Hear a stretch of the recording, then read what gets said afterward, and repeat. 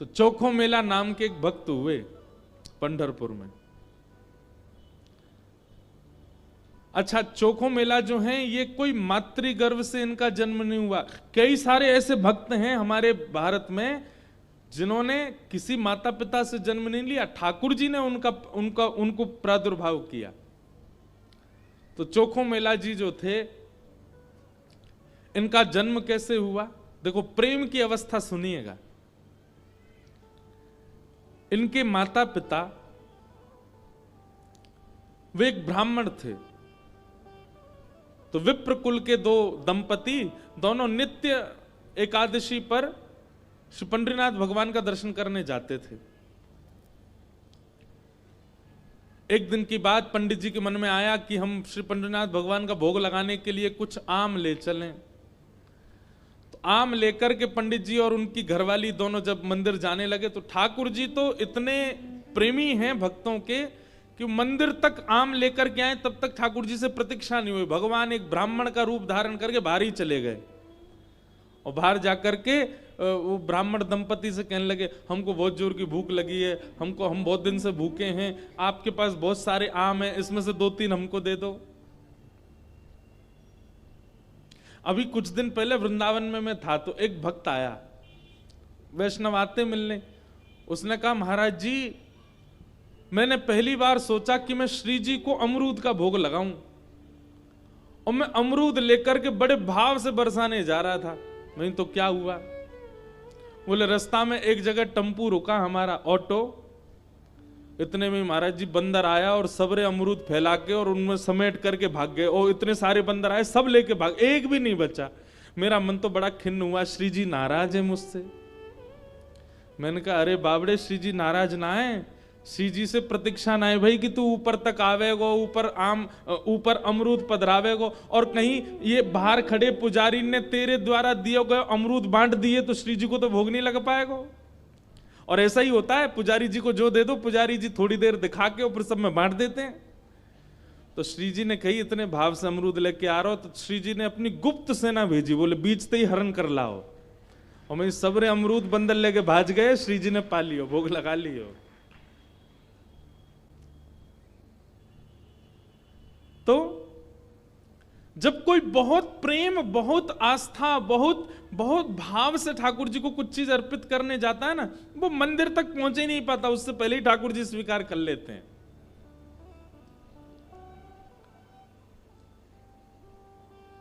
अब कभी ऐसी घटना घटे तो देखना, जबरदस्ती मत करना कि रबड़ी लेके गए और बंदर कोई दिखा रहे हैं दूर से, जे ले जाए तो हम समझेंगे कि हाँ भोग लगेंगे। जबरदस्ती नहीं, अपने आप ऐसी कोई योजना बने तो समझ जाना कि श्री ठाकुर जी ने पा लिया। तो भगवान पहुंच गए और दंपति के पास जाके कहने लगे, बोले हमको आम दे दो, बहुत जोर की भूख लगी है, आप इतने सारे आम लेके जा रहे हो, इनमें से 2-3 ही दे दो। तो विप्र दंपति ने सोचा, कोई बात नहीं, 2-3 आम इनको दे देते हैं, बाकी 2 धा के फिर पंडरीनाथ जी का भोग लगा देंगे। लीजिए लीजिए भैया, आप लोग पाओ। अब जैसे ही ब्राह्मणी ने आम दिया, और चोखो मेला जी खूब जोर जोर से वो पंडरीनाथ भगवान जिस रूप में आए थे उस रूप में बढ़िया प्रेम से फल पाने लगे। लेकिन वो क्या करते, थोड़ी देर तो आम चूसते, पूरा आम नहीं पाते, थोड़ा सा उसमें छोड़ देते और फिर ब्राह्मणी की गोद में ही डाल देते। एक आम पाया, ये हैं श्री पंडरीनाथ भगवान। अब दर्शन हो गए पूरे, और ये असली चित्र है श्री पंडरीनाथ भगवान का। अब हमको ही देखो, कथा सुन। तो यही ठाकुर जी ब्राह्मण का रूप धारण करके गए, और महाराज आधे आधे आम चौंके और चौंक करके उनकी गोद में डालते जाएं। बेचारे ब्राह्मण देवता एक दूसरे, दंपति एक दूसरे को देखने लगे, बोले कि ये क्या कर रहे हैं? बोले कोई बात नहीं। 2-4 आम पा करके और उच्छिष्ट छोड़ छोड़ करके उनकी गोद में ब्राह्मण तो चले गए। अभी दोनों दंपति सोचने लगे, कोई बात नहीं, 2-3 आम बचे, इनको धो के पंडरीनाथ भगवान का भोग लगा देंगे, और ये जो आम ये हमारी गोद में छोड़ गए, इनको बांध लो, कोई जानवर या कोई जीव मिलेगा उसको दे देंगे। अभी इनमें आम बचे हैं, कोई जीव खा लेगा। जैसे ही दोनों आगे बढ़े तो ब्राह्मण तो थोड़े आगे चले गए, पत्नी धीरे धीरे पीछे आ रही थी। तभी उसको अचानक इतना भार लगने लगा, वो जो उसने झोली सी बनाई थी, इतना भार लगने लगा कि एक तरफ की ओर वस्त्र खिंचने लगा। जैसे उसने देखा बोले झोली इतनी भारी हो गई, खोल करके देखा तो वहीं एक नन्हा सा बालक था। उसी का नाम पड़ा चोखो मेला। उनका नाम चोखो मेला इसलिए पड़ा क्योंकि भगवान ने आम चोख करके और गोद में मेल दिया, इसीलिए नाम उनका चोखो मेला। अब इनके कोई माता पिता नहीं है, ये ठाकुर जी ने इनको भेजा है। और ठाकुर जी जिसको भेजते हैं ना, वो निश्चित है कि संसार के भक्तों को पथ दिखाने के लिए भेजते हैं। हमने एक चीज अनुभव की भैया, अधिकतर भक्तों के चरित्रों में देखा गया कि उनका जन्म सामान्य हमारी तरह नहीं हुआ, कुछ ना कुछ अलग होता है। जैसे गोस्वामी तुलसीदास जी महाराज के लिए आता है कि जैसे ही उनका जन्म हुआ, जन्म लेते ही उनके 3200 दांत थे। बालक के दांत होते हैं जन्म लेते ही, तो गोस्वामी जी के दांत थे। और उनके परिवार और गांव के लोगों ने यह सोचा कि ओहो, इसके तो सारे दांत निकल आए, ये अपसगुन बालक है। अपसगुन मान करके उनको थोड़ा किनारे कर दिया। वही गोस्वामी तुलसीदास जी बन गए। सूरदास जी महाराज जन्म से ही अंधे हुए, उनके नेत्र ही नहीं थे। सब भक्त ऐसे नहीं होते, पर अधिकतर भक्तों के साथ कुछ जन्म से ही ऐसी स्थिति होती है कि जिसको संसार के लोग ये समझेंगे ये तो अपसगुन है, ये तो अच्छा नहीं हुआ। ठाकुर जी ने देखो उसके संग कैसा किया। अष्टवक्र जन्म से ही 8 जगह से टेढ़े थे। ऐसी चोखो मेला। अब चोखो मेला को देख करके, उस बालक को देख करके ब्राह्मणी ने मन में विचार किया, अगर मैं इस बालक को लेकर के गई तो सब लोग पूछेंगे ये कैसे जन्मा, मैं सबको क्या उत्तर दूंगी। मेरी बात कोई नहीं मानेगा कि झोली में अपने आप आ गया। और इस भय से कि संसार के लोग क्या कहेंगे, उन्होंने उस बालक को एक सुरक्षित सा वृक्ष था उसके नीचे छोड़ दिया, उसको स्वीकार नहीं किया। तभी कुछ चर्मकार वहां से निकल रहे थे, उनमें से एक की दृष्टि पड़ी और उस रोते हुए बालक को देख करके उन्होंने उसको स्वीकार किया और भगवत प्रसाद मान करके एक चर्मकार परिवार ने चोखो मेला जी का पालन पोषण किया। धीरे धीरे वो बड़े हुए। अब क्योंकि उनके माता पिता चर्मकार परिवार के हैं, इसलिए कई जगह उनको मंदिर में जाने से रोक दिया जाता। पर ठाकुर जी तो किसी की जात पात नहीं देखते ना, ठाकुर जी तो सबसे प्रेम करते हैं। बंधुओं, ये सब हमने बनाया, हम मानवों ने कर दिया है ये सब विभाजन। कई बार ब्राह्मण कुल में जन्म लेने के बाद भी उतनी पवित्रता शुद्धता नहीं होती है, और कई बार इतने श्रेष्ठ कुल में न जन्म लेने के बाद भी बहुत पवित्र होता है मानव। वास्तविकता यह है कि जन्म से हमारी जात पात नहीं होती है, हमारे स्वभाव से होती है, हमारे गुण से होती है, हमारे कर्म से होती है। सब लोग इधर देखो, ध्यान से सुनो। चोखो मेला जी अपने पिता के साथ में खेती बाड़ी करते थे। एक दिन खेती करते करते उनके मन में आया, इतने सुंदर सुंदर फल, इतने सुंदर सुंदर सब्जियां हुई हैं, मैं क्यों ना इन फलों को पंडरीनाथ भगवान का भोग लगाने ले जाऊं। तो उन्होंने क्या किया, एक केले के वृक्ष से खूब सारे केले ले लिए और एक झोला में बांध करके चल दिए। पंढरपुर से 12 किलोमीटर दूर उनका गांव था। जैसे ही पहुंचे पंढरपुर, इतने आनंद में भर गए कि उन्होंने विचार ही नहीं किया। बहुत लोगों ने रोकने का प्रयास किया कि इनको मंदिर में ना घुसने दिया जाए, ये अधिकारी नहीं है, लेकिन वो तो इतने भाव में आ गए कि वो घुसते ही चले गए। और जैसे भीतर पहुंचे महाराज, लोगों ने घेर करके चोखो मेला जी को पीट दिया, बहुत मारा। उनके वस्त्र फाड़ दिए, सिर में चोट लगी, हाथ में चोट लगी, पैरों में चोट लगी, सब जगह इतना जख्म दे दिया।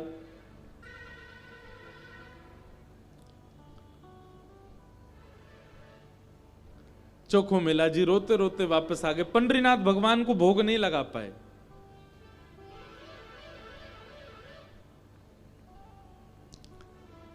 शाम का समय चोखो मेला जी अपने सब घावों को, जहां जहां से रक्त निकल रहा था, साफ कर रहे थे और गुस्सा कर रहे थे। बोले अब नहीं आऊंगा आपके पास। बैठ गए हो, ईंट के ऊपर खड़े हो गए हो, इतने सारे अपने आगे जो है धर्म शास्त्र के मर्मज्ञ लगा दिए हैं, वे सब जात पात देख करके दर्शन कराते हैं। खड़े रहो, बने रहो महाराज अपने रूप में, हम तो नहीं आएंगे आपका। अरे कुछ करने थोड़ी आया था, कुछ मांगने थोड़ी आया था, अपने खेत के बढ़िया फल लेकर के आपका भोग लगाने आया था।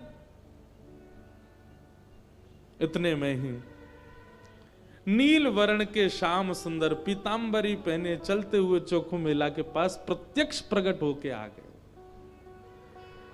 चल करके आए और चोखो मेला के पास आकर के गले में गलवैया डाल करके बैठ गए।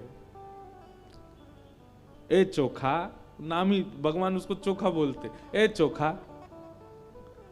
तो इतना उदास क्यों हो रहा है? बोले उदास? इतना पिटवाया हमको, हाथ पांव सब तोड़ ताड़ दिए हमारे, और अब मेरे घर आ गए हो, मेरे गले में गलवैया डाल करके बैठे हो। ये सब लीला क्यों करते हो आप? वहां क्यों नहीं रोका आपने सब पुजारियों को, पंडाओं को, ये सब ब्राह्मणों को? ठाकुर जी बोले देख चोखा, वे सब मुझे पूजते तो हैं, मेरी सेवा तो करते हैं, पर मुझको पाषाण मानते हैं, मुझको मूर्ति ही मानते हैं। और जो मुझे पाषाण मानता है ना, उनके लिए मैं पाषाण ही रहता हूं। उनके लिए ना मैं बोलता हूं, ना मैं हंसता हूं, मैं बस एक टक खड़ा रहता हूं, ना मैं खाता हूं, ना मैं पीता, कुछ नहीं। तू तो मुझे पाषाण नहीं मानता ना, तू तो मुझे साक्षात ठाकुर जी मानता है। इसीलिए तो अपने अपने अपने बगीचे के फल लेकर के मेरे पास आया। वहां बहुसंख्यक पाषाण मानने वाले लोग हैं, इसलिए मैं उनके सामने बोला नहीं। एकांत में जब तू आ गया तो मैं तेरे पास आ गया। चल चोखा, अब तू मुझे अपने अपने आंगन के फल खिला दे। अब देखिए, ना धर्म है, ना अर्थ है, ना काम है, ना मोक्ष है, केवल प्रेम है चोखो मेला के पास। अपने हाथों से सुंदर छिलका उतार उतार करके श्री पंडरीनाथ भगवान को अपने हाथ से खिला रहा है चोखो मेला, जिसके लिए कहीं ना कहीं हम लोग प्रतिबंधित कर देते हैं कि भगवान को सब नहीं छू सकते। वो खुद अपने घर में बैठा करके ठाकुर जी को खिला रहा है और ठाकुर जी पा रहे हैं।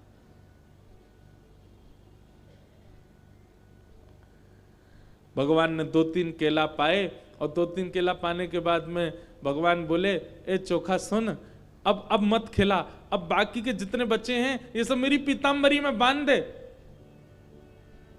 चोखा बोला वहां जाकर के पाओगे, सारे मेरे सामने ही पा लीजिए ना, आप बांध करके क्यों ले जा रहे हो, यहीं प्रेम से पालो। पंडरीनाथ भगवान बोले अरे मैंने अपना तो पा लिया, ये बाकी के तो मैं पंढरपुर में रुक्मणी जी बैठी हैं, वो भी भूखी हैं, उनके लिए ले जा रहा हूं, उनको जाके मैं पवा दूंगा। आज चोखा तेरे ऊपर इतना प्रहार किया ना सबने, तेरे ऊपर इतना अत्याचार किया सबने, इसलिए मैंने और रुक्मणी जी ने आज भोजन ही नहीं किया, हम दोनों भूखे हैं। अब मैंने तो पा लिया, अभी रुक्मणी जी के लिए ले जाऊंगा। चोखा मेला खूब रोने। अब मैं यहां तो गा नहीं सकता, मुझे आते भी नहीं, मराठी में इतने सुंदर सुंदर पद हैं उनके। भगवान अपनी पीतांबरी में केले बांध करके पंढरपुर आ गए और पंढरपुर में आकर के रुक्मणी जी को पवाया। प्रातः काल ब्रह्म मुहूर्त में जैसे ही कपाट खुले श्री पंडरीनाथ भगवान के, चारों ओर केले के छिलके पड़े हैं और केले के छिलके देख करके सब पंडा पुजारी बोले हम तो कपाट बंद करके गए, ये केला के छिलका यहाँ कैसे पड़े हैं, ये कौन लेके आया? तभी एक उनमें से बोले कल वो आया था ना एक चर्मकार का बालक, वही अपने संग बांध के लेके आया था इतने सारे केले, उसको सुबह तो हमने मार पीट के भगा दिया, निश्चित ही वो कहीं से रात में आ गया है और रात में आकर के सब यहाँ खा करके गया है ठाकुर जी के आगे। उसका उद्देश्य तो गर्भगृह को बेकार करना ही था, इसलिए ये सब हुआ है, ये उसी ने किया है। और सब पंडा पुजारी नाराज हो गए, अपने हाथ में डंडा ले ले करके कमर कस के सब पहुंच गए चोखो मेला के घर। और वहां पहुंच करके घर से निकाल करके फिर पीटा उनको, फिर मारा। कितनी परीक्षा लेते हैं ठाकुर जी। हम तो नेकाद में घबरा जाते हैं। चोखो मेला घर में सो रहे थे और घर में जाकर के वहां से घसीट करके उनको मारा सबने। बोले अरे दुष्ट पापी, तुझको मंदिर में नहीं जाने दिया तो रात्रि तू गर्भगृह में घुस गया।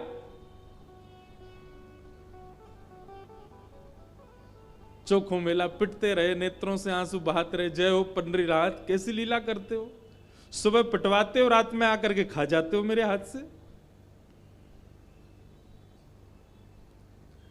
लेकिन अब की बार श्री पंडरीनाथ नाराज हो गए। पंडा पुजारी सब अपना काम करके चोखो मेला के साथ थोड़ी हाथापाई करके सब जैसे ही वापस आए, पंढरपुर में श्री पंडरीनाथ भगवान के मंदिर के मुख्य द्वार सारे अपने आप बंद हो गए और भीतर से ठाकुर जी ने ताला लगा लिया, लॉक कर लिया, बंद हो गए ठाकुर जी मंदिर के अंदर। सबने अथक प्रयास कर लिया लेकिन एक भी द्वार नहीं खुल पाया। पूरा दिन व्यतीत हो गया, बड़े बड़े कारीगर आ गए लेकिन दरवाजा तोड़ भी नहीं पाए, खोल भी नहीं पाए। तब अंत में सबको लगा हमने कोई अपराध किया है।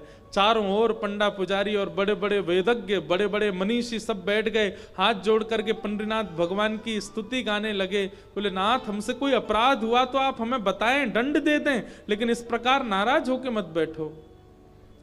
तभी मंदिर के भीतर से भगवान ने रुग्ण स्वर में, रोते हुए स्वर में भगवान की आवाज आई। बोले अरे तुम बनते हो बहुत बड़े विद्वान, बहुत बड़े मनीषी, बहुत बड़े ज्ञानी, बहुत बड़े जात पात के नियोजन करता, मेरे भक्त का अपमान करते हो, मेरे भक्त को मारते हो, मेरे भक्त के साथ दुराचार करते हो, नहीं देना मुझे किसी को दर्शन। और अब जब तक पृथ्वी है तब तक यह मंदिर बंद ही रहेगा, मैं भीतर ही रहूंगा। जो मेरे परम वैष्णव भक्त होंगे उनके लिए द्वार खुलेंगे, वो अंदर आएंगे, बाकी सब बाहर खड़े रहो। सब वैष्णवों ने प्रणाम करके कहा नाथ ऐसे नाराज मत होइए, आप बताइए हमसे क्या अपराध हो गया है, उसका प्रायश्चित कैसे होगा, कृपा करके बताओ। भगवान बोले मेरे चोखो मेला को जिस प्रकार तुम लोगों ने सबने जुट बना करके जाकर के उसको मारा है, अब तुम सभी वेदज्ञ, तुम सभी ब्राह्मण, तुम सभी श्रेष्ठ जन पाल की सजा के लेके जाओ और चोखो मेला को बिठा करके नाचते गाते उत्सव जैसे एक मेरी पाल की सवारी निकालते हो, ऐसे चोखो मेला की सवारी पूरे नगर में घुमाते हुए मेरे सामने लेकर के आओ, तब मेरे द्वार खुलेंगे, तब मैं तुमको क्षमा करूंगा, नहीं तो नहीं करूंगा। बड़े बड़े विद्वान, बड़े बड़े ब्राह्मण, बड़े बड़े वेदज्ञ, बड़े बड़े मनीषी भगवान की आज्ञा मान करके गए और चोखो मेला जी को जाके प्रणाम किया। एक दिव्य सिंहासन से युक्त पालकी में चोखो मेला जी को विराजमान करके नाचते गाते हुए, आनंद करते हुए, उत्सव जैसे ठाकुर जी का उत्सव मनता उससे भी अधिक उत्सव मनाते हुए चोखो मेला को लेकर के आए। और जैसे ही पंडरीनाथ भगवान के सामने पालकी पहुंची, अपने आप मंदिर के सारे द्वार खुल गए और मानो आज लग रहा था कि भक्त भगवान का नहीं, भगवान भक्त का दर्शन कर रहे हैं, भगवान चोखो मेला का दर्शन कर रहे हैं।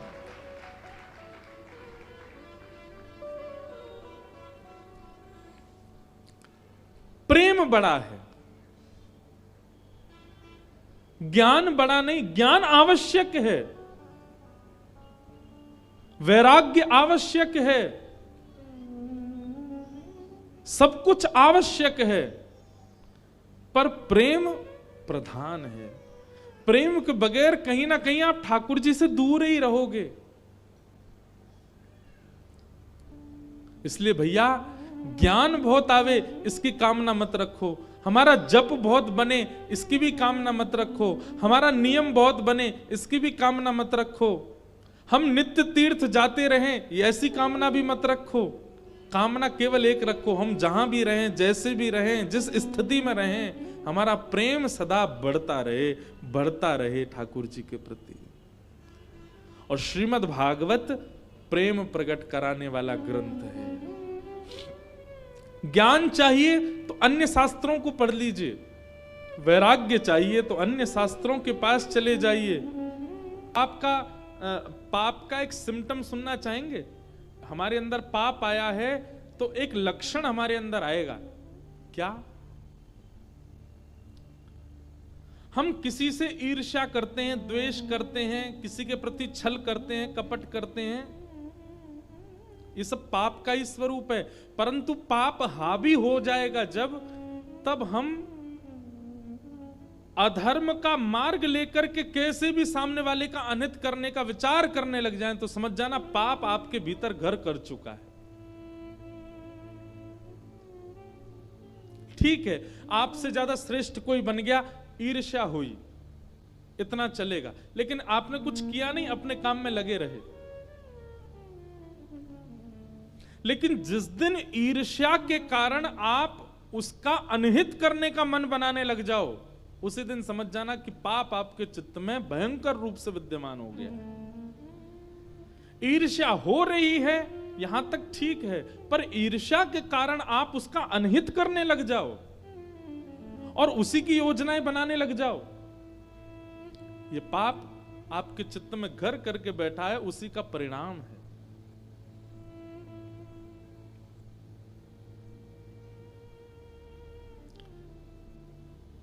ऐसा कह दें कि जैसे बहुत गंभीर बीमारी हो जाए और वो थोड़ी बहुत स्थानों पर हो तो उसकी चिकित्सा की जाती है, लेकिन अगर वो मस्तिष्क में पहुंच जाए, ब्लड में आ जाए, आपके हृदय में उसका प्रवेश हो जाए, तो फिर उस बीमारी का कोई उपचार नहीं। ईर्ष्या का उपचार है। अगर आपको किसी से ईर्ष्या हो रही है तो उसका उपचार है, एक दिन ईर्ष्या नष्ट हो जाएगी। लेकिन ईर्ष्या के कारण अगर आपने उसका अनहित सोचा, विचार किया और करने भी लग गए, उसका उपचार नहीं होगा। उसका उपचार तो नाश है बस। कई लोग ईर्ष्या में इतने चले जाते हैं कि उसके नाश के लिए वे लोग यत्न तक करते हैं, वे लोग प्रयत्न तक करते हैं, वे लोग टौने टोट के करते हैं, सामने वाले के साथ कुछ बुरा हो।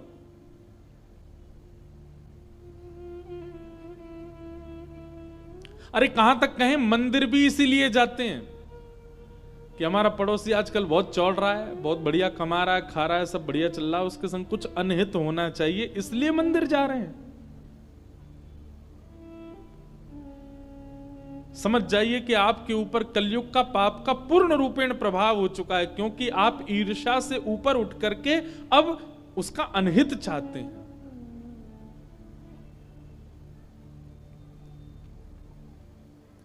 इसलिए किसी के प्रति ईर्ष्या आवे, कथा में आइए, सत्संग में आइए, गुरुजनों के पास आइए, गंगा स्नान कीजिए, यमुना स्नान कीजिए, धीरे धीरे अपने उस ईर्ष्या को नष्ट कीजिए। परंतु अगर ईर्ष्या के कारण आपके चित्त में उसका अनहित चाहने की इच्छा हो रही है, उसके साथ गलत करने की इच्छा हो रही है, आपका नाश होने से कोई नहीं रोक सकता। और वही कर रहा है दुर्योधन। दुर्योधन युद्ध हार चुका है, अचेत अवस्था में पड़ा है रणभूमि में, लेकिन तब भी उसको ये पीड़ा नहीं है कि मैं मरने वाला हूं, अपनी मृत्यु सफल बना लूं। अरे मेरे कुछ क्षण बचे हैं, मैं इन क्षणों में कुछ अच्छा कर लूं, हरिनाम संकीर्तन कर लूं, भजन कर लूं, कुछ पुण्य कर लूं। नहीं, वो थोड़े क्षणों जो उसके बचे हैं जीवन के, उनमें भी क्या सोच रहा है कि मैं क्या करूं कि पांडव भी मारे जाएं, मैं पांडवों से बदला लूं। पिक्चरों में कभी कभी दिखाया जाता है कि जब गुंडे के पिताजी मरने वाले होते हैं तो वो मरते मरते कह जाते हैं, मेरी मृत्यु का बदला तू ले लेना, और फिर वो मर जाते हैं।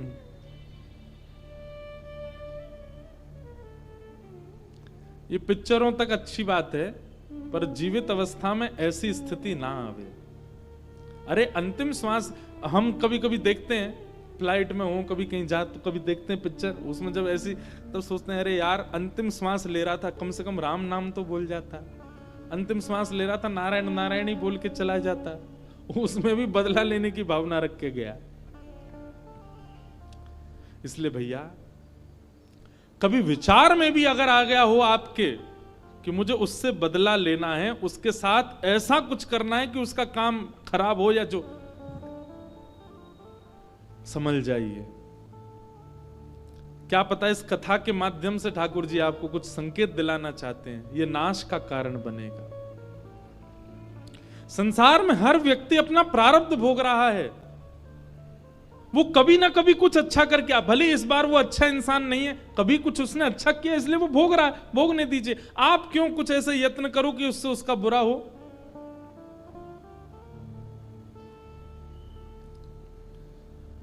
दुर्योधन अचेत अवस्था में पड़ा है और उसी समय गुरुपुत्र अश्वत्थामा दिखाई देते हैं दुर्योधन को। दुर्योधन कहता है अश्वत्थामा तुम्हें मेरा एक काम करना है। क्या? हम रणभूमि में तो पांडवों को नहीं मार पाए, पर अब हमें छल से उनको मारना होगा। हम महाभारत का युद्ध तो हार गए, पर हम यदि हस्तिनापुर की गद्दी पर नहीं बैठे तो ये पांडव भी नहीं बैठने चाहिए। अश्वत्थामा कहने लगा क्या करना है बताओ।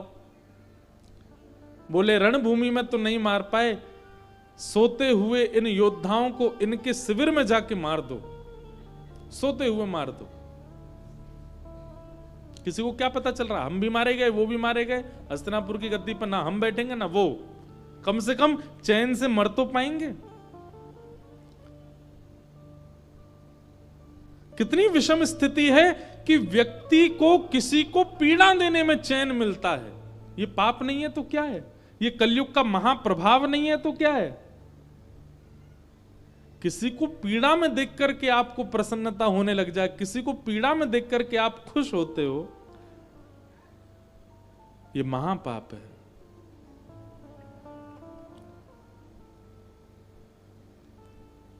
और आप और हम तो कथा में बैठे हैं, इसलिए हम लोगों के लिए ऐसा लगता है कि ऐसे लोग तो नहीं होंगे संसार में, पर आप जान करके आश्चर्य करेंगे ऐसे लोगों की सबसे ज्यादा संख्या है जो किसी के अनहित होने की खबर सुन करके घर में उत्सव मनाते हैं। बोले आज तो भैया पार्टी होएगी, क्यों? उसका बुरा हुआ इसलिए हम खुशी मना रहे हैं। ये पाप नहीं, महापाप। किसी की मृत्यु की बात सुनकर के एक परिवार खुश हो रहा है, किसी के ऊपर कोई केस हो गया, जेल चला गया, कुछ गलत हो गया, उसके हाथ पांव टूट गए, कुछ हो गया और एक परिवार प्रसन्न हो रहा है, ये महापाप नहीं है, ये महापाप है।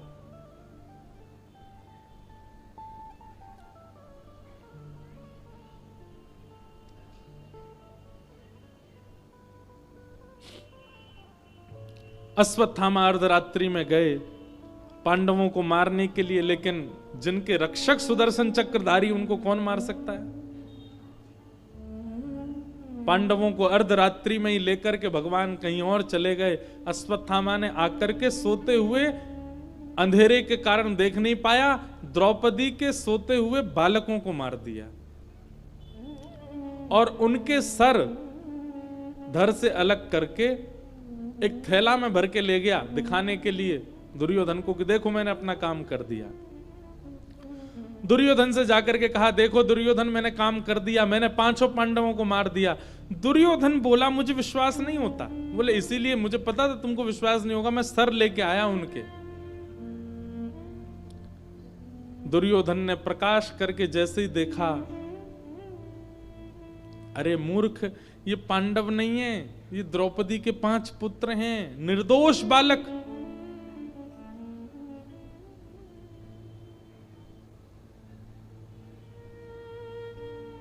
पांडवों का उत्सव मनना था परंतु मातम मनने लगा। दूसरे दिन प्रातःकाल जैसे ही देखा तो रक्त से संचित समस्त शिविर हो चुके थे। दौड़ करके जब देखा तो द्रौपदी के 5 पुत्र मरे पड़े हैं, सर नहीं है उनके, केवल धड़ पड़े हैं। रोने लगी द्रुपद सुता और उसी समय संकल्प ले लिया अर्जुन ने प्रतिज्ञा ले ली अर्जुन ने, द्रौपदी तुम रो मत, मैं प्रतिज्ञा लेता हूं जिसने भी बालकों को मारा उसको जीवित नहीं छोड़ूंगा मैं। बंधुओं, क्रोध बुरा नहीं होता, पर क्रोध में हमारी प्रतिक्रिया बुरी होती है। इसलिए जो लोग कहते हैं कि हमें बहुत क्रोध आता है, क्या करें? बस क्रोध में मौन हो जाओ, बोलना बंद कर दो, कोई प्रतिक्रिया मत दो। आपका क्रोध नाशक नहीं होगा। फिर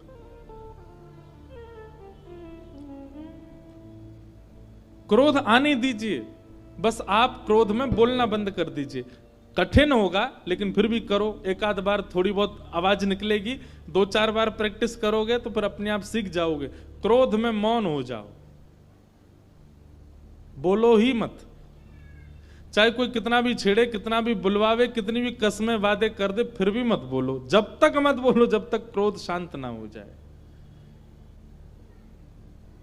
धैर्यवान होकर के जब आप बोलेंगे, क्रोध शांत होने पर जब आप बोलेंगे, तो आप नाश नहीं करोगे अपना,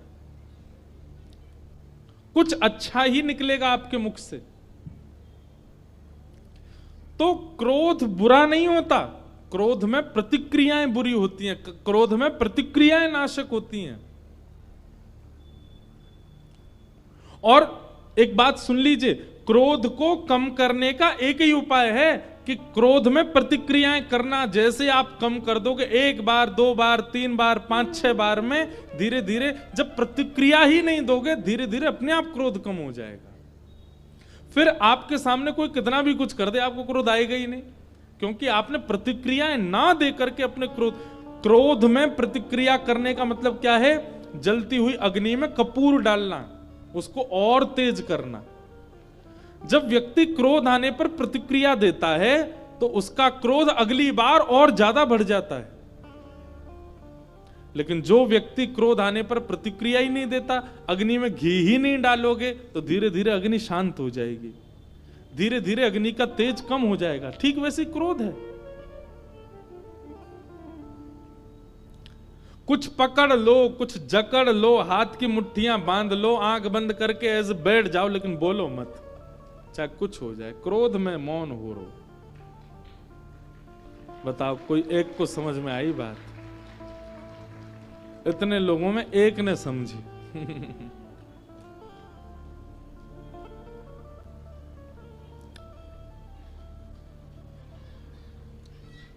अर्जुन ने प्रतिज्ञा ले ली कि मैं इन बालकों के हत्यारे को जीवित नहीं छोड़ूंगा। भगवान बोल रहे हैं, अर्जुन क्रोध में कोई निर्णय मत लो।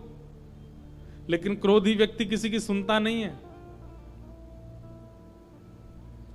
अर्जुन बोला, आप रहने दीजिए द्वारिकाधीश, अब तो पानी सर से ऊपर जा चुका है, हमारे निर्दोष बालकों को मार दिया। मैं प्रतिज्ञा लेता हूं कि मैं इन बालकों के हत्यारे को जीवित छोड़ूंगा नहीं। भगवान बोले, अर्जुन, क्षत्रिय यदि प्रतिज्ञा ले ले और उस प्रतिज्ञा को पूर्ण ना करे तो उसको 2000 वर्ष के लिए प्रेत बनना पड़ता है, नरक में जाना पड़ता है। अर्जुन बोला, तो आप क्या समझ रहे हैं? मैं केवल बात बना रहा हूं? अरे मैं आपको वचन देके कहता हूं कि जिसने बालकों का हत्या की है उसको जीवित नहीं छोड़ूंगा। भगवान बोले, देख लो। लेकिन क्रोधी व्यक्ति अपने आप को उस समय बहुत बलवान मान लेता है, वो सोचता है कि मैं कर ही दूंगा ये काम। भगवान ने 2 बार रोका लेकिन अर्जुन नहीं माना। मैं प्रतिज्ञा लेता हूं बालकों के हत्यारे को नहीं छोड़ूंगा। भगवान बोले, ठीक है। अर्जुन निकल पड़े ढूंढने किसने मारा है बालकों को। तो कृतवर्मा, अश्वत्थामा, इस प्रकार 3 लोग बचे थे बस महाभारत युद्ध में कौरव पक्ष के। और तीनों की जब जांच करवाई तो अश्वत्थामा दोषी मिले। जैसे ही दोष लगा अश्वत्थामा भागा रथ में बैठ करके, अर्जुन उसके पीछे पीछे भागे। भगवान कृष्ण रथ चला रहे थे, तभी अश्वत्थामा ने ब्रह्मास्त्र अभिमंत्रित करते हुए अर्जुन के ऊपर छोड़ दिया। ब्रह्मास्त्र का तेज आ रहा था, अर्जुन का शरीर जल रहा है, चरणों में गिर गया भगवान के, बोले प्रभु मेरी रक्षा करो, ये ब्रह्मास्त्र छोड़ दिया मेरे ऊपर। भगवान बोले तुम भी ब्रह्मास्त्र छोड़ो, दोनों ब्रह्मास्त्र टकराएंगे, शांत हो जाएंगे।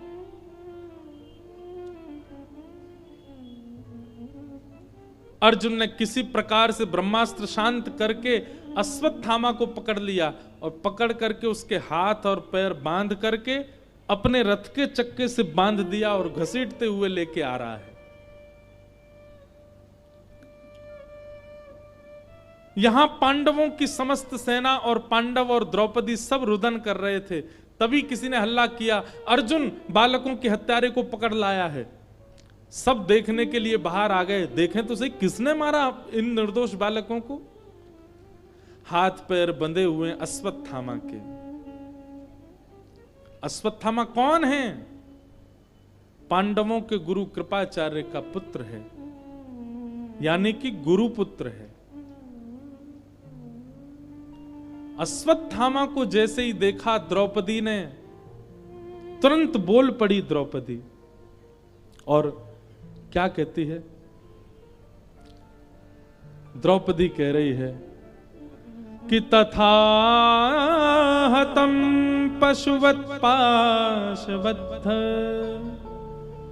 मवांग मुखम कर्म जुगुप्सितेन निरीक्ष कृष्णापकृतं गुरु सुतं वाम स्वभावा कृपयाननाम च उवाच चास्य हन्तस्य वन्धनानयनं सतिं मुच्यतामेष ब्राह्मणो नितरां गुरु। द्रौपदी बोली, अर्जुन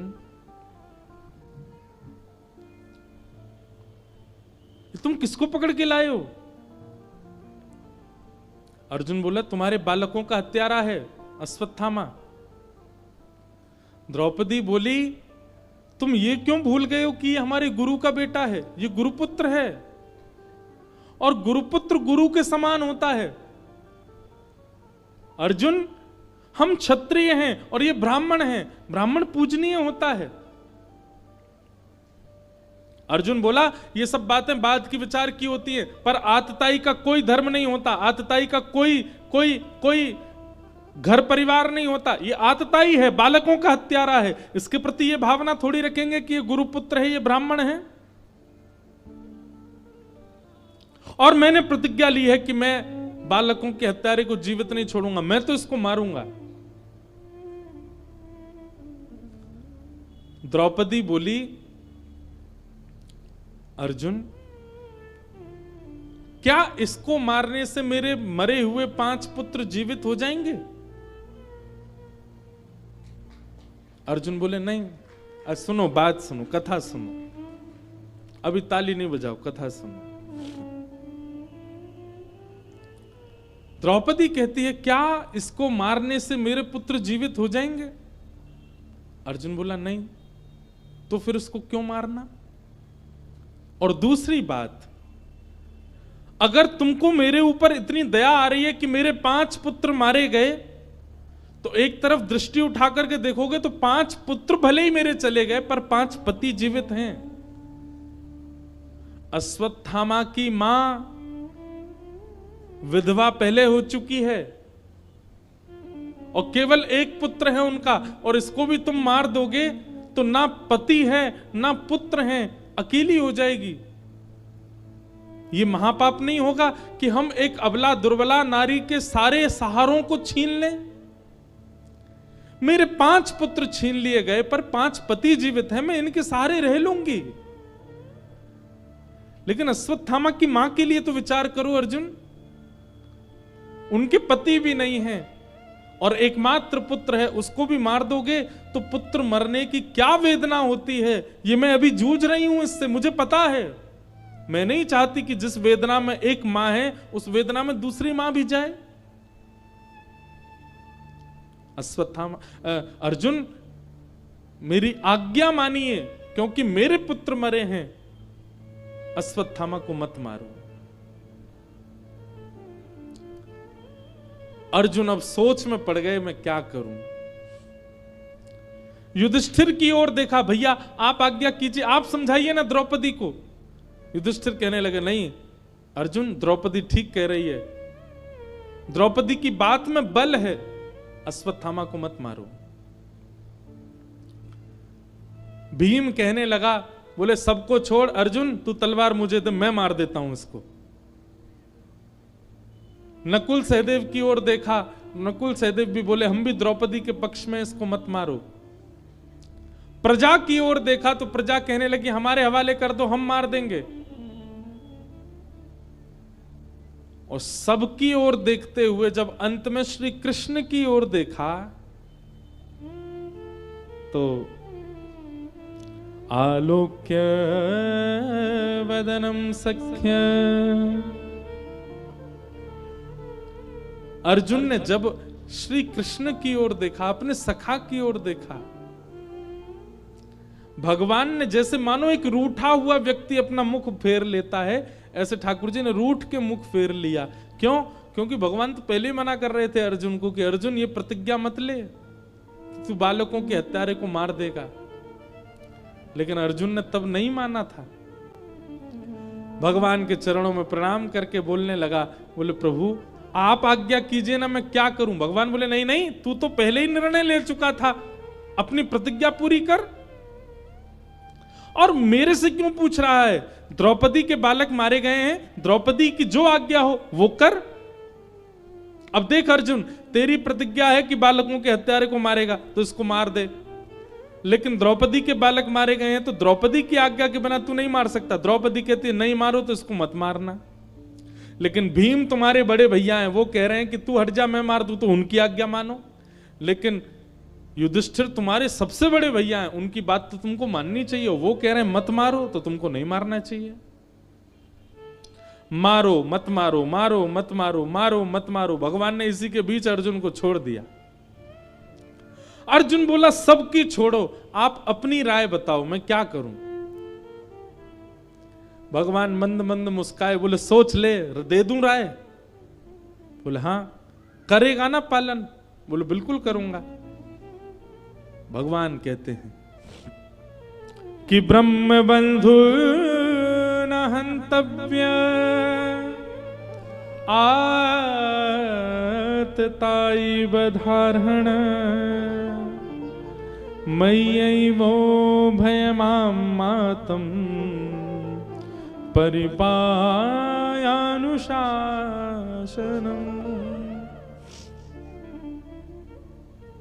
अर्जुन,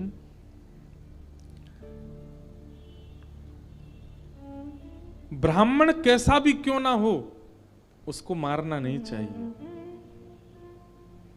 अश्वत्थामा ब्राह्मण है। हमारे शास्त्रों में दो विधान है, एक तो माताएं बहनों के और एक ब्राह्मण को। ऐसा कहा गया कि कितना भी बड़ा दंड करें, कितना भी बड़ा अपराध करें, इनको मृत्यु दंड नहीं मिलना चाहिए। आजीवन कारावास दे दो, जीवन भर के लिए जेल में ही डाल दो, मृत्यु ही जेल में हो, वो ठीक है, पर मृत्यु दंड नहीं देना है, ना तो माताओं को और ना ही ब्राह्मण को। अब किसी ने मुझसे कहा, बोले आप तो ब्राह्मणों का पक्ष लोगे क्योंकि स्वयं ब्राह्मण हो। एक बात हमारी ध्यान से सुनना, ये ब्राह्मणों के कहीं कहीं जो प्रशंसा के प्रसंग आते हैं ना, कि ब्राह्मणों के संग ऐसा नहीं करना, ब्राह्मणों को ये नहीं करना, इसका मतलब क्या है? ठाकुर जी कह रहे हैं बाकी सबको तो उनके कर्म का दंड आप दे दो, लेकिन ब्राह्मण यदि कुछ गलत करेगा तो उसको दंड आप नहीं देना, उसको दंड मैं दूंगा। उसको दंड देने का अधिकार मेरे हाथ में है। और देखो, हम आप सब दंड देंगे तो नेक नेक ही दे देंगे, लेकिन ठाकुर जी जब दंड पानी बनते हैं ना। हमारी कथा हुई थी 1 महीना की नासिक में, 1 महीना कथा की थी। नासिक कथा में हमने दंडपाणी भगवान का वर्णन किया। इतना भयावह रूप होता है जब ठाकुर जी दंडपाणी बनते हैं। तो ब्राह्मण कोई अपराध करे तो इसका मतलब ये नहीं कि भागवत जी उसको छूट दे रही है कि चलो तुमको मृत्यु दंड नहीं। ब्राह्मण यदि कोई अपराध करेगा और कोई भी अपराध करे उसको दंड यही मिल जाएगा, लेकिन ब्राह्मण जब अपराध करता है तो ठाकुर जी दंड पाणी रूप धारण करते हैं और कहते हैं तुझको तो मैं देखूंगा, तू आ मेरे पास। और ब्राह्मण को दंड भगवान देते हैं, इसलिए ब्राह्मण को तो और ज्यादा संभल के क्रिया करनी चाहिए, क्योंकि उसके दंड का अधिकार तो भगवान ने हाथ में ले रखा है। छूट नहीं है ब्राह्मणों को, उनके लिए और कठिन प्रावधान है। तो भगवान कह रहे हैं अर्जुन, ब्राह्मण कैसा भी क्यों ना हो उसको मारना नहीं चाहिए। लेकिन तुरंत भगवान कहते हैं पर अर्जुन, बालकों का हत्यारा कोई भी क्यों ना हो उसको छोड़ना नहीं चाहिए।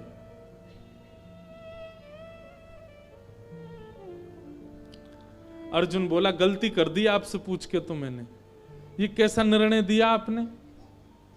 आप कह रहे हो ये ब्राह्मण है इसको मारो मत, और कह रहे हो ये बालकों का हत्यारा इसको छोड़ो नहीं। ठाकुर जी बंधुओं ऐसे ही क्रीड़ा करते हैं। कई बार ठाकुर जी की ना में हां होती है और कई बार ठाकुर जी की हां में ना होती है। ये तो गुरुजन ही बता सकते हैं कि वो हां कर रहे हैं कि ना कर रहे हैं।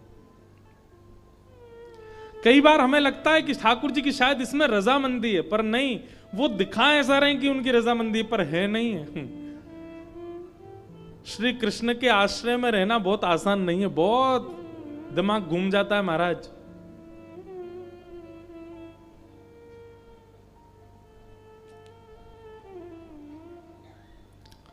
हम अपने लाल जी से कभी कभी पर्ची डालते हैं उनके आगे, कोई समस्या हो या कोई उत्तर चाहिए हो, क्या करें क्या ना करें। तो जैसे कई बार होता है कि वहां जाएं कि नहीं जाएं, ठाकुर जी आप बताओ।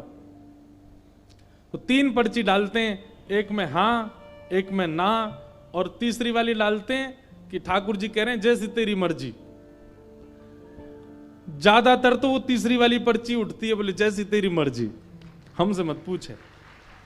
इसका मतलब क्या है? अपने ऊपर प्रेशर नहीं लेते, बोले अपने बुद्धि विवेक से देख तुझे क्या करना है। पर कई बार जब हां या ना वाली पर्ची आती है ना, वहां जाएं तो ठाकुर जी की आ गई हां, तो फिर ठाकुर जी को देख के यूं लगता है ये ना वाला हां था या हां वाला हां था। तो उस समय क्या करते हैं, फिर थोड़ी देर कथा का कुछ चिंतन करते हैं, थोड़ी देर कथा के कोई प्रसंग का ध्यान करते हैं, और फिर उस कथा का चिंतन ध्यान करते करते करते अपने आप उसी में ही उत्तर मिल जाता है हां या ना।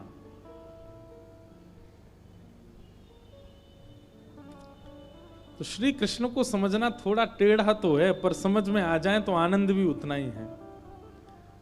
अब अर्जुन को बोल रहे हैं ब्राह्मण को मारना नहीं चाहिए, बालकों के हत्यारे को छोड़ना नहीं चाहिए।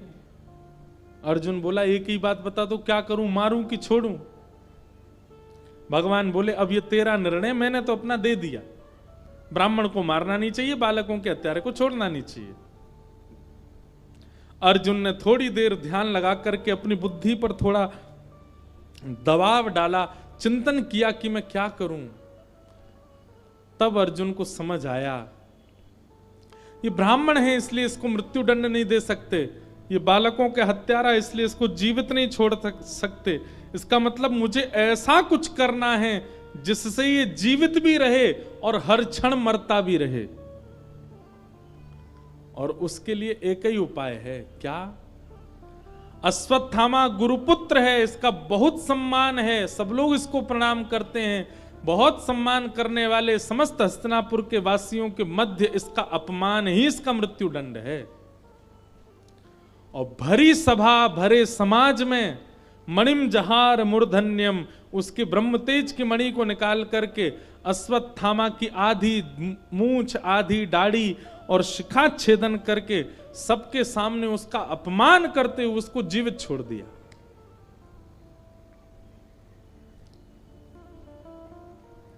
अब ये मृत्यु दंड से भी बड़ा दंड लग गया अश्वत्थामा को।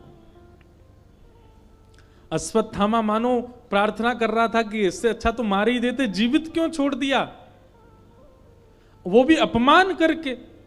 अब तो अश्वत्थामा जहां से भी निकले सब ईंट पत्थर फेंकें, कंकड़ फेंकें, उसको अपशब्द कहें, कोई भी अपने घर में कोई भी उसका मुख देखना नहीं चाहता, सब उसके प्रति हीन भावना रखने लगे।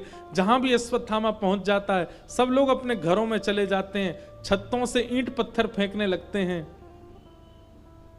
ऐसी अश्वत्थामा की स्थिति कर दी। ये जीते जी मृत्यु के समान हो गया अश्वत्थामा का। आज भी अश्वत्थामा जीवित है, चिरंजीवी है।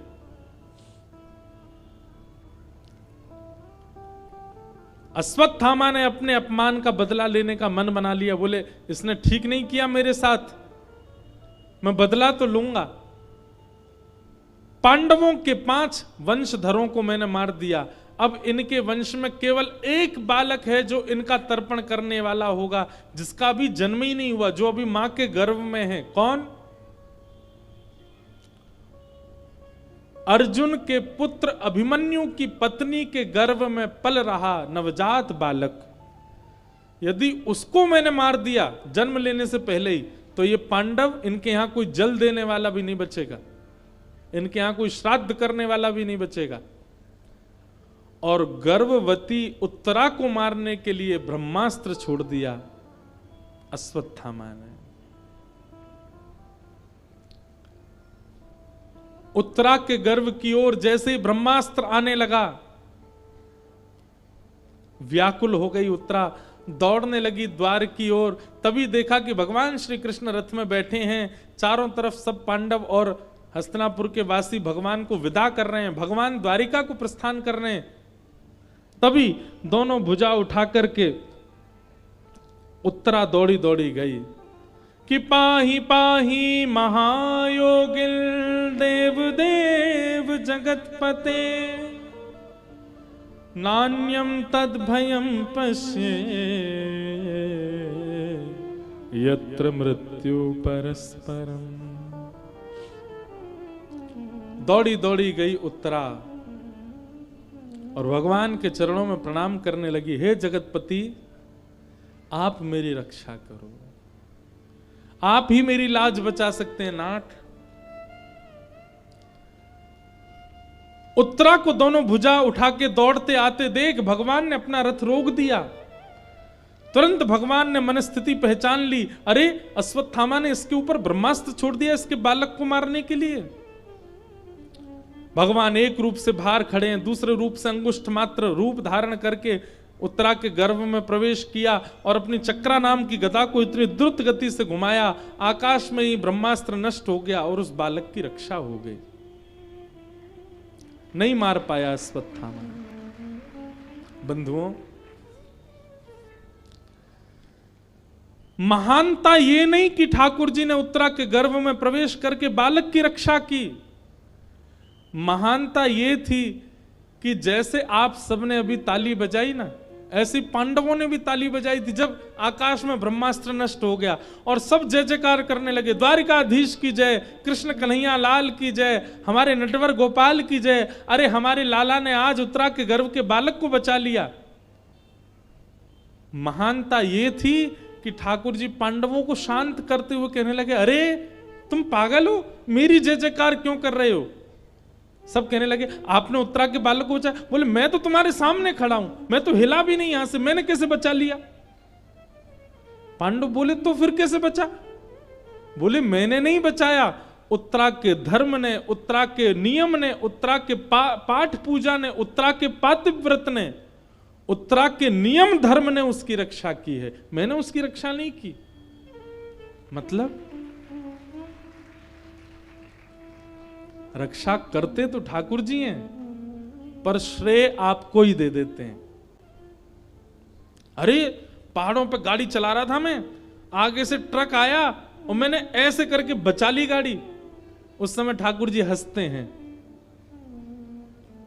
हाँ यही बच के आया वहां से। जबकि वो बल हमारा नहीं होता है, ठाकुर जी का ही होता है, ठाकुर जी कृपा करते हैं। महाराज जी कोरोना काल में सारे डॉक्टरों ने मना कर दिया था और मेरी तो सांस फूलने लग गई थी, लेकिन मैंने अपना साहस नहीं तोड़ा, अपना विश्वास नहीं तोड़ा। देखिए आज आपके सामने बैठा हूं, उस समय हंसी आती, अच्छा ठाकुर जी सोच रहे होंगे देखो अपने आप ही बच गया बेचारा। वास्तव में क्रिया सब ठाकुर जी करते हैं और श्रेय हम अपना ले लेते हैं कि हमने ऐसा किया और हम बच गए। आप लोग भी यदि कहते हैं आपकी कथा सुनकर के हमारे चित्त में भक्ति आ गई और मैं कहने लग जाऊं हाँ मेरी कथा से भक्ति आई, तो ठाकुर जी मुझ पे भी हंसते होंगे, वाह तेरी कथा से बदल रहे हैं लोग। वास्तव में ठाकुर जी की कृपा ना हो, उनकी इच्छा ना हो तो कोई परिवर्तन नहीं हो सकता।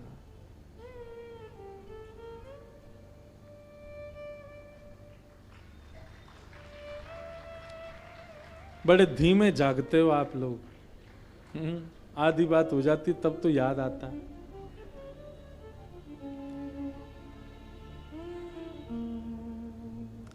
इसीलिए भगवान का एक नाम बताया गया, क्या? मान देना।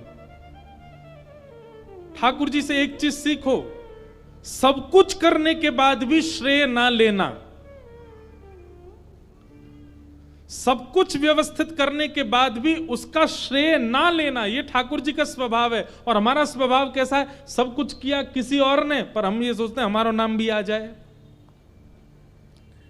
कई जगह अखबारों में नाम आता है, फलाने शहर में भागवत जी की कथा हुई और मंच पर आरती करने के लिए ये लोग सम्मिलित थे। मंच पे तो 4 ही लोग थे, लेकिन नाम 20 का आता, बाकियों ने पैसा देके नाम डलवाया होता, हमारा भी दे दो यार, उसमें हमारा भी नाम आ जाएगा। सब कुछ न करने के बाद भी हम श्रेय चाहते हैं, और ठाकुर जी कैसे? सब कुछ करने के बाद भी श्रेय की इच्छा नहीं रखते, दूसरों को देते हैं। मैं कथा सुना रहा हूं उनकी कृपा से, आप सुन रहे हो उनकी कृपा से, पर हम दोनों ही अभिमान अपने ऊपर करेंगे। मैं इसलिए करूंगा मैंने कथा सुनाई, और आप इसलिए करोगे हमने पूरी कथा सुनी, एक शब्द भी नहीं छोड़ा। ठाकुर जी उस समय हंसेंगे, वाह हम तो कुछ है ही नहीं, हमारी कृपा तो कुछ है ही नहीं, सब ये अपने आप ही कर रहे हैं, दुनिया चला रहे हैं अपने आप ही।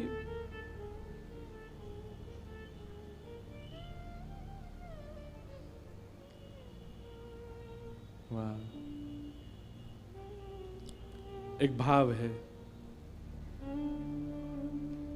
कृपा की न होती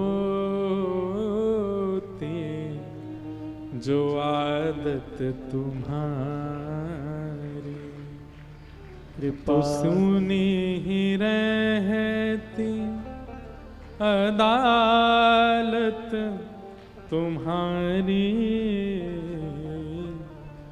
कृपा की न होती जो आदत तुम्हारी,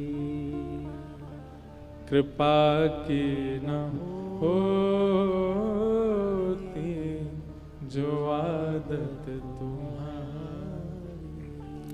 कृपा तो ठाकुर जी करते हैं, हम लोग केवल उस कृपा को भूल करके अपना बल, अपना श्रेय, अपना भाव, अपना परिश्रम आगे कर देते हैं, पर करते सब ठाकुर जी। इसलिए भैया ठाकुर जी की कृपा का अनुभव करो हर क्रिया में। अरे कहां तक कहें, सुबह उठ जाते हैं ना, तो सुबह उठ करके भी यह भी कृपा माना करो कि नाथ रात में सोया था, मन बुद्धि चित्त सबसे शून्य हो गया था, एक प्रकार से मर ही गया था मैं, लेकिन आपने आज फिर मुझे जीवित कर दिया, मैं फिर आज का दिन देख पा रहा हूं आपकी कृपा, नहीं तो मैं तो मृतक हो गया था रात में। रात में चोर घर लूट करके चले जाते हैं, रात में डकैती डल जाती है, महाराज भूकंप तक आ जाता है, हमको पता ही नहीं चलता, क्यों? हम मृतक होते हैं। शयन अवस्था, निद्रा भी एक प्रकार की मरणावस्था है, लेकिन उस हर मरणावस्था के बाद भी हम पुनर्जीवित होते हैं, किसकी कृपा से? ठाकुर जी की कृपा से। हर दिन ठाकुर जी को वंदन करो कि आपकी कृपा है नाथ।